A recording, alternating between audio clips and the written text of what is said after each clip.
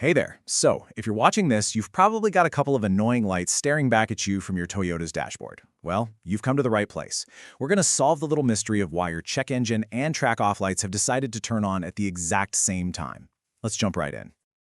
So you hop in your car, turn the key, and bam, two lights are glaring at you. It's a little unsettling, right? You start wondering, do I have two different problems here? Is this really serious? Don't worry, we're about to clear all that up. Okay, first things first, take a breath. Don't panic. Seeing both of these lights pop up together is an incredibly common thing for Toyota owners. And you know what? There's a perfectly logical reason for it, and we're going to walk through everything step by step. Here's the absolute key thing you need to get your head around. This is almost certainly not two separate problems. It's one. Your car's computer is actually programmed to light up both of these warnings when it detects a single specific type of fault. It's a safety feature, not a sign that your car is falling apart. So, where do you even start? Well, we start with the easy stuff. The simple, super common fixes that honestly solve this problem for a ton of people. And the best part? You can do these checks right now, no fancy tools needed. Here they are. This is your first line of defense. First up, we're going to check that gas cap. Seriously.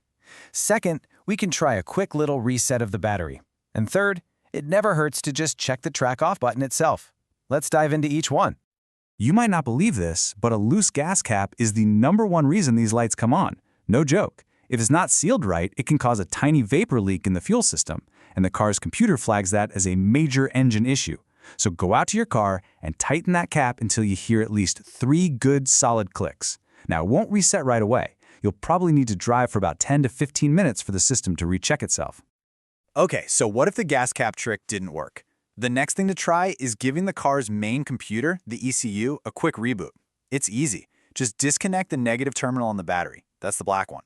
Leave it off for a few minutes, say 2 to 5, and then hook it back up. This forces the computer to clear out any temporary error codes it might be holding onto. All right, so you've tightened the cap, you've reset the battery, and those pesky lights are still on. That's okay. It just means our single root cause is something a little deeper. So it's time to put on our detective hats and move to the next level. So now we're going to play detective. We just need one simple tool to help us figure out exactly what our car is trying to tell us. And this is our magnifying glass, the OBD2 scanner. It's a fantastic little device. You just plug it into a port right under your dashboard, and it literally reads the error code that triggered the check engine light. It translates that vague warning into a very specific piece of information. A lot of auto parts stores will even do a scan for you for free, by the way. Once you get that code, it's probably going to point to one of these usual suspects. A bad wheel speed sensor is a really big one for this issue.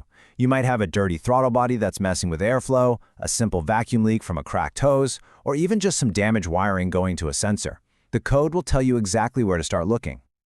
Let's talk about those wheel speed sensors for just a second, because they are a super common cause.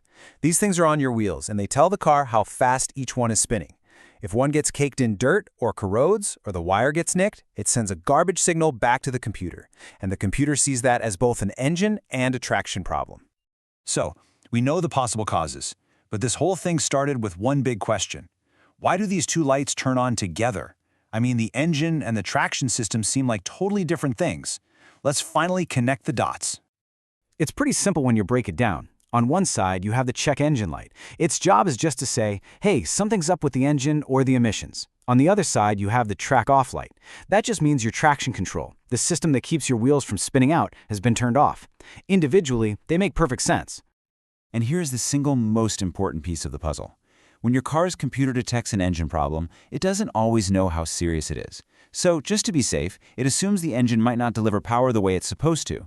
And since traction control depends on having predictable engine power to work right, the car's safety protocol is to just disable it. You know, the best way to think about it is like this.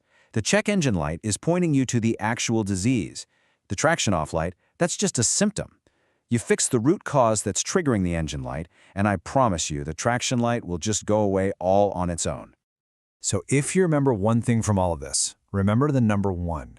You are looking for one single problem.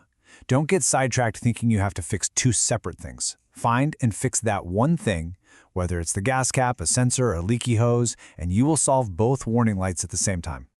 And one last really important piece of advice. I know it's tempting to just ignore these lights and keep driving, but please don't. While your car is probably fine to drive to the mechanic, remember, your traction control system is off. That is a critical safety feature that helps keep you from skidding and losing control, especially if the roads are wet or slick. So from now on, when you see a warning light on your dash, try not to see it as just a problem. Think of it as the start of a conversation. Your car is trying to tell you exactly what it needs. And now you have a much better idea of how to listen.